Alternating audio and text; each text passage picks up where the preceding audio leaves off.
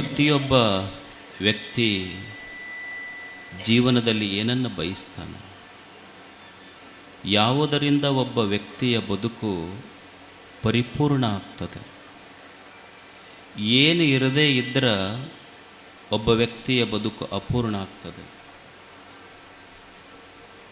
ಏನು ಮನುಷ್ಯನ ಬದುಕಿನ ಬೆಲೆಯನ್ನು ಹೆಚ್ಚಿಸ್ತದೆ. ನೀವು ನೋಡಿ, ಒಂದು ಮನೆ ಕಟ್ಟಿಸ್ತೀರ, ಆ ಮನೆಗೆ ಒಂದು 50 ಲಕ್ಷ ರೂಪಾಯಿ ಖರ್ಚು ಮಾಡಿ ಮನೆ ಕಟ್ಟಿಸ್ತೀರ. 50 ಲಕ್ಷ ರೂಪಾಯಿ ಖರ್ಚು ಮಾಡಿ ಮನೆ ಕಟ್ಟಿಸಿ ಒಂದು 50 ಲಕ್ಷ ರೂಪಾಯಿಯ ಕಿಮ್ಮತ್ತಿನ ಸಾಮಾನುಗಳನ್ನು ತರ್ತೀರಿ. ನೀವು ಅಮೇರಿಕದ ಡೈನಿಂಗ್ ಟೇಬಲ್ ತರ್ತೀರಿ, ಜರ್ಮನಿ ಎಲೆಕ್ಟ್ರಿಕಲ್ ಸಾಮಾನು ತರ್ತೀರಿ, ಚೈನಾ ವಾಲ್ ತರ್ತೀರಿ, ಟೈಲ್ಗಳನ್ನು ತರ್ತೀರಿ. ಇವೆಲ್ಲ ತಂದು sofa set, dining table 50 lakh ರೂಪಾಯಿ ಖರ್ಚು ಮಾಡಿ ಕಟ್ಟಿದ ಮನೆಗೆ 50 ಲಕ್ಷ ರೂಪಾಯಿಯ ಸಾಮಾನುಗಳ ತಂದರೂ ಸಹಿತ ಮನೆ ಖಾಲಿ ಖಾಲಿ ಉಳಿತದೆ, ಮನೆ ತುಂಬೋದಿಲ್ಲ. 50 ಲಕ್ಷ ರೂಪಾಯಿ ಖರ್ಚು ಮಾಡಿ ಕಟ್ಟಿದ ಮನೆಗೆ 50 ಲಕ್ಷ ರೂಪಾಯಿ ಖರ್ಚು ಮಾಡಿ ತಂದ ಸಾಮಾನು ಮನೆ ತುಂಬೋದಿಲ್ಲ. ಆ ಮನೆ ತುಂಬಬೇಕಾದ್ರೆ ಏನೂ ಮಾಡಬೇಕಾಗಿಲ್ಲ, ಸುಮ್ಮನೆ 1 ರೂಪಾಯಿ ಕೊಟ್ಟು ತಂದ ಮಣ್ಣಿನ ಪಣತಿಯ ದೀಪ ಹಚ್ಚರಿ ಬೆಳಕು ಮನೆ ತುಂಬುತ್ತದೆ ಹೊರತು ವಸ್ತುಗಳು ಮನೆ ತುಂಬ. ವ್ಯಕ್ತಿಯ ಜೀವನ ತುಂಬೋದು ಸಂಪತ್ತಿನಿಂದ ಜೀವನ ತುಂಬೋದಿಲ್ಲ, ಸಂತೋಷದಿಂದ ಬದುಕು ತುಂಬುತ್ತದೆ. ಜೀವನದಲ್ಲಿ ಸಂಪತ್ತು ಮುಖ್ಯ ಅಲ್ಲ, ಸಂತೋಷ ಮುಖ್ಯ ಅಷ್ಟೆ. ನಾವೆಲ್ಲರೂ ಸಂತೋಷವಾಗಿರಬೇಕು.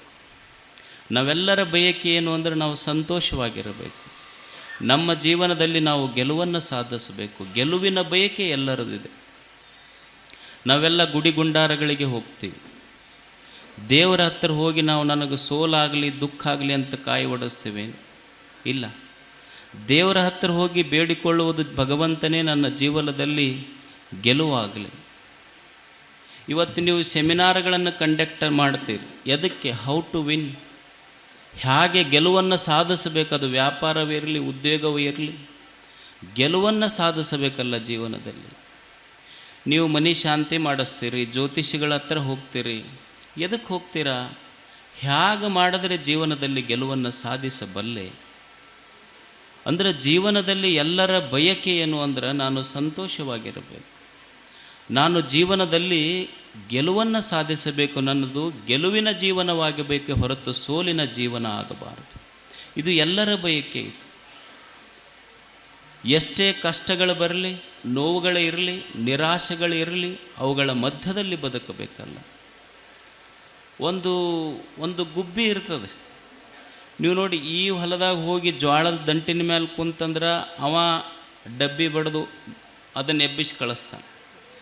ಆ ಕಡೆ ಹೊಲದಾಗ ಹೋಗಿ ಕುಂತಂದ್ರೆ ಅವ ಡಬ್ಬಿ ಬಡ್ದು ಎಬ್ಬಿಸಿ ಕಳಿಸ್ತಾನೆ. ಅದಕ್ಕೆ ಏನು ನಮ್ಮಂಗೇನು ರೇಷನ್ ಕಾರ್ಡ್ ಐತೆ, ಅದಕ್ಕೆ ಯಾರೂ ಕೊಟ್ಟಿಲ್ಲ ಅಂದ್ರೆ ಏನು ರೇಷನ್ ಕಾರ್ಡ್ ಕೊಡ್ತೈತಪ್ಪ ಸರ್ಕಾರ, ಒಂದು 5 ರೂಪಾಯಿ ಕೆಜಿ ಅಕ್ಕಿರ ಕೊಡ್ತೈತಿ, 1 ರೂಪಾಯಿ ಕೆಜಿ ಅಕ್ಕಿ. ಈ ಹೊಲದಾಗ ಕುಂತ್ರ ಅವ್ರು ಎಬ್ಬಿಸ್ತಾರ, ಆ ಹೊಲದಾಗ ಕುಂತವರು ಎಬ್ಬಿಸ್ತಾರ. ಅದಕ್ಕೇನು ರೇಷನ್ ಕಾರ್ಡ್ ಇಲ್ಲ, ಲೈಫ್ ಇನ್ಶೂರೆನ್ಸ್ ಇಲ್ಲ, ಏನೂ ಇಲ್ಲ, ಆದರೂ ಬದುಕ್ತೈತಲ್ಲ. ಅದು ರೆಕ್ಕೆಗಳ ಮೇಲೆ ಭರವಸೆಯ ಬದುಕನ್ನು ಕಟ್ತೈತೆ. ಒಂದು ಗುಬ್ಬಿ ಅಷ್ಟೇ. ಅದೇನು ಸಾಲಿಗೆ ಹೋಗಿಲ್ಲ, ಯಾವ ಸೆಮಿನಾರಿಗೆ ಅಟೆಂಡ್ ಆಗಿಲ್ಲ. ಇದು ಭರವಸೆಯ ಬದುಕಿದೆ. ಎಷ್ಟು ಜನ ಕಣ್ಣಿಲ್ಲಾರ್ದವರು ನಮ್ಮ ಜೀವನನ ಮುಗಿತಪ್ಪ, ಇನ್ನೇನು ಜೀವನ, ನಮಗೆ ಕಣ್ಣಿಲ್ಲ ಅಂದ್ರೆ ಮುಗಿದು ಹೋತಲ್ಲ ಜೀವನ ಅಂತ ಎಷ್ಟು ಜನ ಭಿಕ್ಷುಕರಾಗಿಲ್ಲ ಹೇಳಿ? ನಮಗೆ ಕಣ್ಣ ಇಲ್ಲಂದ್ರೆ ಜೀವನನ ಮುಗಿತಿಲ್ಲ ಅಂತ ತಿಳ್ಕೊಂಡು ಎಷ್ಟು ಜನ ಈ ಭೂಮಿಯ ಮೇಲೆ ಭಿಕ್ಷುಕರಾಗ್ಯಾರ. ಆದರೆ ನಮ್ಮ ಮಧ್ಯದಲ್ಲಿ ಒಬ್ಬ ವ್ಯಕ್ತಿ ಇದ್ದ, ಅವನಿಗೆ ಕಣ್ಣೇ ಇರಲಿಲ್ಲ. ನನಗೆ ಕಣ್ಣಿರದಿದ್ರೆ ಏನಾಯ್ತು? ಕಣ್ಣಿರಲಾರ್ದವ್ರಿಗೆ ನಾನು ಕಣ್ಣಾಗಬೇಕಂದ ಪಂಚಾಕ್ಷರಿ ಗವಾಯಿಗಳಾಗಿದ್ದವರು. ಇದು ಭರವಸೆಯ ಬದುಕಷ್ಟೆ. ಗೆಲುವೆನೆಂಬ ಭಾಷೆ ಭಕ್ತನದು. ಜಂಬೂ ದ್ವೀಪ ನವಖಂಡ ಪೃಥ್ವಿಯೊಳಗೆ ಕೇಳಿರಯ್ಯ ಎರಡಾಳಿನ ಭಾಷೆ. ಇಲ್ಲಿರುವ 2 ಭಾಷೆಗಳು ನಾವು ಹೇಳ್ತೀವಿ, ಕನ್ನಡ, ಇಂಗ್ಲೀಷ್, ಹಿಂದಿ, ಫ್ರೆಂಚ್, 1000 ಭಾಷೆಗಳು ಸುಳ್ಳು, ಭಾಷೆಗಳೆಲ್ಲ ಅಸತ್ಯ. ಆದರೆ ಇರುವ 2 ಭಾಷೆಗಳೆಂದರೆ ಒಂದು ದೇವನ ಭಾಷೆ, ಇನ್ನೊಂದು ಭಕ್ತನ ಭಾಷೆ. ಈ ಭೂಮಿಯ ಮೇಲೆ ದೇವನ ಭಾಷೆ ಏನು ಅಂದ್ರೆ ನಿನಗೆ ಜನ್ಮ ಕೊಡಿಸಿನಿ ಭೂಮಿ ಮೇಲೆ ಅಂದ್ರೆ ಸಾವಿರಾರು ಕಷ್ಟಗಳನ್ನು ಅದರ ಜೊತೆಗೆ ಕೊಟ್ಟಿನಿ ಅನ್ನೋದು ದೇವನ ಭಾಷೆ. ಕೊಲುವೆನೆಂಬ ಭಾಷೆ ದೇವನದಾದರೆ ಗೆಲುವೆನೆಂಬ ಭಾಷೆ ಭಕ್ತನದು. ನೋಡ ಭಗವಂತನೇ, ನೀನು ಸಾವಿರ ಕಷ್ಟಗಳನ್ನು ನನಗೆ ಕೊಡು. ನಿನ್ನ ಗುಡಿಗೆ ಬರುವುದು ನೀನು ಕೊಟ್ಟ ಕಷ್ಟ, ನೀನು ಕಷ್ಟ ಕೊಡಬೇಡ ಅಂತ ನಿನ್ನ ಗುಡಿಗೆ ಬರುವುದಿಲ್ಲ. ನಾನು ನನ್ನ ಕಷ್ಟಗಳನ್ನು ಪರಿಹಾರ ಮಾಡುವಂತ ಕೇಳುವ ಹೇಡಿ ಭಕ್ತನೂ ನಾನಲ್ಲ. ನಿನ್ನ ಗುಡಿಗೆ ಎದಕ್ಕೆ ಬರ್ತೀನಿ ಅಂದ್ರೆ ಕಷ್ಟ ಕೊಡಬೇಡ ಅಂತ ಕೇಳಲಿಕ್ಕೆ ಬರುವುದಿಲ್ಲ. ನೀ ಕೊಡುವ ಕಷ್ಟಗಳನ್ನು ತಾಳಿಕೊಳ್ಳುವ ಸಾಮರ್ಥ್ಯ ಕೊಡುವಂತ ಕೇಳಕ್ಕೆ ಬಂದಿರ್ತೀನಿ. ಇದು ಗೆಲುವಿನ ಭಾಷೆ, ಇದು ಭಕ್ತನ ಭಾಷೆ. ಇದು ಏನು ಬದುಕಿದ್ರಿ ಈ ಭೂಮಿ ಮೇಲೆ ಜನ. ಅಮೇರಿಕಾದೊಳಗೆ ಒಂದು ಅರಿಜೋನಾ ಅಂತ ಒಂದು ಪ್ರಾಂತ್ಯ, ಅಲ್ಲಿ ಒಂದು ದಂಪತಿಗಳಿಗೆ ಒಂದು ಮಗು ಹುಟ್ಟಿತು. ಮಕ್ಕಳೆಲ್ಲರಿಗೂ ಹುಟ್ಟುತ್ತವೆ, ಏನು ಆಶ್ಚರ್ಯ ಇಲ್ಲ. ಒಂದು ಆಶ್ಚರ್ಯ ಏನಾಗಿತ್ತು ಅಂದ್ರೆ, ಆ ಮಗುವಿಗೆ ಹುಟ್ಟುವಾಗನೇ ಎರಡೂ ಕೈ ಇರಲಿಲ್ಲ. ಆಕೆಗೆ ಜೆಸಿಕಾ ಅಂತ ಹೆಸರಿಟ್ಟರು ಅವ್ರ ತಂದೆ ತಾಯಿ. ಸಣ್ಣ ಮಗು, ಜೆಸಿಕಾ ಕಾಕ್ಸ್ ಆ ಮಗುವಿನ ಹೆಸರು. ಆಕೆಗೆ ಹುಟ್ಟುವಾಗ ಎರಡೂ ಕೈ ಇರಲಿಲ್ಲ. ತಂದೆ ತಾಯಿಗೆ ಚಿಂತೆ ಆಯಿತು, ಸಣ್ಣ ಮಗು ಹುಟ್ಟುವಾಗನ ಎರಡೂ ಕೈ ಇಲ್ಲ, ಮುಂದೆ ಏನು ಮಾಡಬೇಕು ಮಗುವಿಗೆ. ಮಗು ಬೆಳೀತಾ ಅದು ಬರೀಲಿಕ್ಕೆ ಶುರು ಮಾಡ್ತು. ಎರಡೂ ಕೈ ಇಲ್ಲ, ಆ ಮಗು ಬರೀಲಿಕ್ಕೆ ಹೇಗೆ ಶುರು ಮಾಡ್ತು ಅಂದ್ರೆ, ಕಾಲೊಳಗೆ ಪೆನ್ ಇಟ್ಕೊಂಡು ಬರೀಲಿಕ್ಕೆ ಶುರು ಮಾಡ್ತು.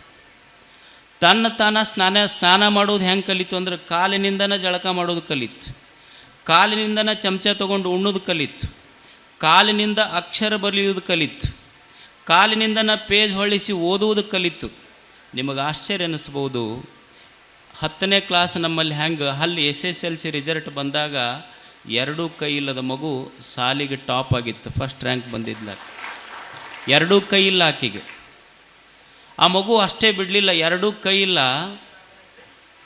ಅದು ಕರಾಟಿಗೆ ಹಚ್ಚದ್ಲಕ್ಕೆ. ನಿಮಗೆ ಆಶ್ಚರ್ಯ ಅನ್ನಿಸ್ಬೋದು, ಆ ಅರಿಜೋನಾ ಸ್ಟೇಟಿಗೆ ಎರಡೂ ಕೈ ಇಲ್ಲದ ಮಗು ಬ್ಲ್ಯಾಕ್ ಬೆಲ್ಟಿನೊಳಗೆ ಫಸ್ಟ್ ಬಂದಿದ್ಲಕ್ಕೆ, ಕಾಲಿನಿಂದ ಕರಾಟೆ ಆಡಿದ್ಲು. ಇಷ್ಟಕ್ಕೆ ನಿಲ್ಲಿಲ್ಲ ಮಗು. ಒಂದು ದಿವಸ ಅದು ಕನಸು ಕಾಣ್ತು, ಏನು ಅಂದ್ರೆ, ನಾನು ಫ್ಲೈಟ್ ಹಾರಿಸ್ಬೇಕು, ಫ್ಲೈಟ್ ನಡೆಸಬೇಕು ಅಂತ. ಆಕೆ ಅಪ್ಲಿಕೇಶನ್ ಹಾಕಿದ್ರೆ ಸರ್ಕಾರ ನಿನಗೆ ಕೈ ಇಲ್ಲ, ನಿನಗೆ ವಿಮಾನ ನಡೆಸಕ್ಕೆ ಬಿಡಂಗಿಲ್ಲ ಅಂತ.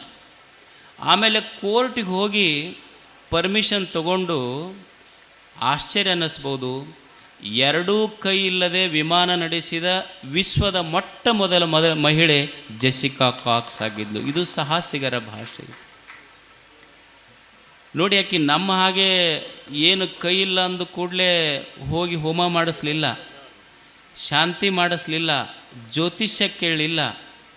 ಆಕೆ ಅಂಗೈಯೊಳಗಿನ ರೇಖೆಯನ್ನು ನಂಬಲಿಲ್ಲ, ಮುಂಗೈಯೊಳಗಿನ ಬಲವನ್ನು ನಂಬಿ ಬದುಕಿದ್ಲು. ಇದು ಸಾಹಸಿಗನ ಭಾಷೆ.